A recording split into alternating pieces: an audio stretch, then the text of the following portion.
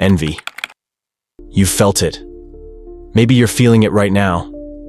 And if you deny it, you're probably lying. Not to me. To yourself.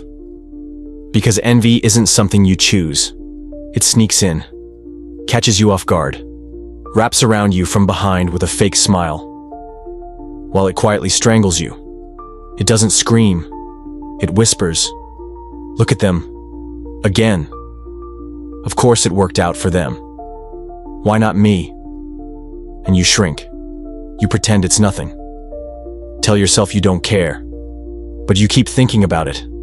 That post, that picture, that glow that isn't yours. And again, you try to lie to yourself. I'm happy for them. But you're not. And deep down, you know you're not. That forced smile on social media gives it away. That dry congrats says it all. That comment you type, delete, type again, and then just close the app. Because envy is ashamed of itself. It hides behind half-hearted praise and well-crafted justifications. Well, with a dad like his, sure, she made it, but at what cost? Okay, he traveled, but he's probably drowning in debt. Here's the truth. You don't envy just anyone. You envy people who had the courage to become what you still haven't dared to be. People who did what you keep postponing. People who bet on themselves, while you keep living as a spectator, forever stuck on the sidelines of your own life. Envy isn't born from what someone else has. It comes from what you gave up on, and that stings. Because to feel envy, you first have to admit, even unconsciously, that you betrayed yourself, that you hid, that you backed down, that you swallowed your dreams in the name of being realistic, of playing it safe, of I'll do it later. That later that never comes. And your brain, desperate to protect you, gets to work. It paints them as lucky, spoiled, fake. It says they had help, they had money, they had looks. It tells you that you're better because you're real, more grounded, more honest. But deep down, you know that's just fear, dressed up as righteousness, the polished version of your cowardice. Because envy is never about them. It's about the gap between who you are and who you know you could have been. And that gap gets wider every time you see someone take flight while you're still crawling through the mud of your own excuses.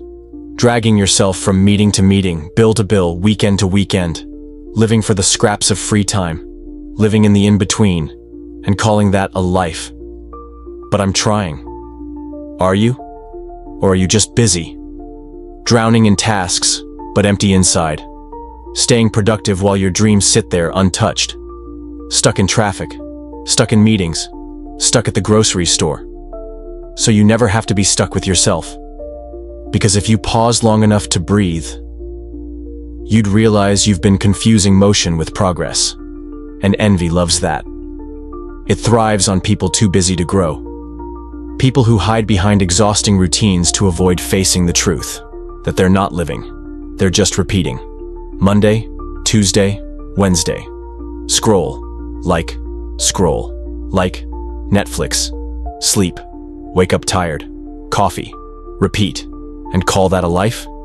Then someone breaks the cycle, escapes the loop, rises, and it hits you. Not because they made it, but because they showed you it was possible. And now you're forced to face the hardest truth. You're stuck by choice. Your chains are self-imposed. Your mediocrity is a decision you keep making every single day, and that truth hurts more than anything. Because envy doesn't want what they have. It wants them not to have it. It doesn't want you to rise. It wants everything dragged down to your level. It wants to dim the lights so your own darkness feels more bearable. It wants to see others fall so you don't have to rise. It wants you bitter, not brave. It would rather turn you into a critic than a creator. It wants you safe and stuck. But it's not them that's holding you back. It's your own passivity, your refusal to move, your addiction to waiting for the right time, the perfect moment, the mythical, when I'm ready. Your fear, dressed as logic. Your procrastination, disguised as planning. Your hesitation, pretending to be wisdom. And here's the most toxic part. Envy spreads. It starts as a thought, but becomes a way of living. You start to act small, celebrate failure, mock ambition. You become the kind of person who turns every light into a threat, who poisons every room with sarcasm, who tears down what they secretly wish they had the guts to build. And that comes at a price, because while you waste energy trying to dim others, you never light up yourself. You become a black hole, draining joy, creativity, possibility, without even realizing you're dying inside. You stop connecting. You start competing. You pull away from friends who grow. You resent people who shine. You surround yourself with others who are equally stuck. Groups that romanticize failure. Conversations that treat mediocrity like authenticity. Where everyone agrees that the system is broken, while pretending not to see the ones breaking out of it. But people feel it. Even if they can't explain it, they distance themselves. Because envy has a smell, a heaviness, a presence that drags everything down, and no one wants to orbit that gravity. So you end up alone, and say the world is unfair. But you carved that isolation yourself. You built walls out of resentment.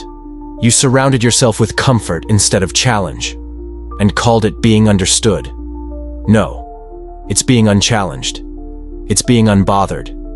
It's being slowly buried alive by people who won't force you to grow. And the cruelest twist? Envy could have been your guide. A spotlight on your deepest desires. A compass pointing toward the life you actually want.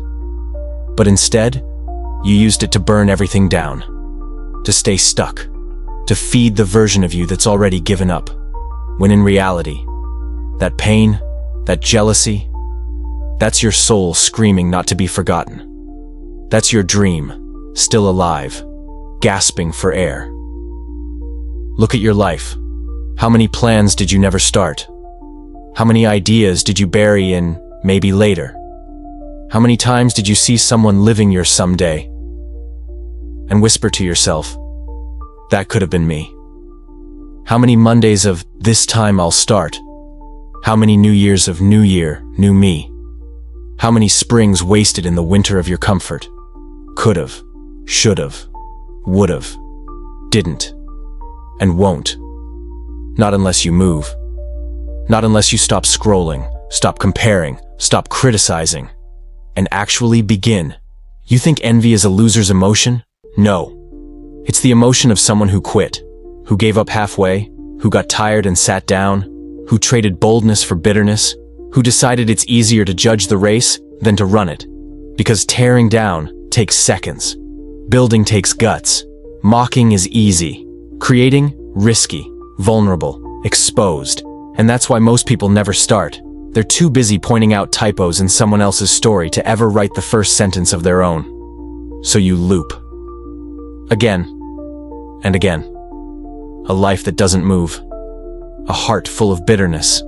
A folder full of drafts. A closet full of some days. A soul full of what-ifs. You feel stuck? Of course you do. You're dragging years of envy behind you and wondering why it's so heavy. That weight isn't yours. You created it, with small thoughts, with delayed choices, with truths ignored, with fears avoided, with comfort chosen over growth, with every later that quietly became never. It's time to drop it, to stop pretending you're just watching life happen. You're not a spectator. You're the main character, or at least, you were supposed to be. But you've hidden so long that you became a background character in your own story. Maybe that's why envy hurts so much. Because it reminds you, every day, that you've been betraying your own greatness. And you hate yourself for feeling it. But you shouldn't. Envy, as ugly as it is still human. It's honest, raw, real. The issue isn't that you feel it, it's what you do next. Will you let it rot inside you? Or will you turn it into fuel? Will you keep hiding behind it? Or use it to wake yourself the hell up? Because envy is just your desire, in disguise. It's the part of you that still wants more, that still believes you're capable of more, even if you've stopped saying it out loud. So instead of burying it, listen to it. Use it. Ask yourself, What in them triggered me? What is it revealing about me?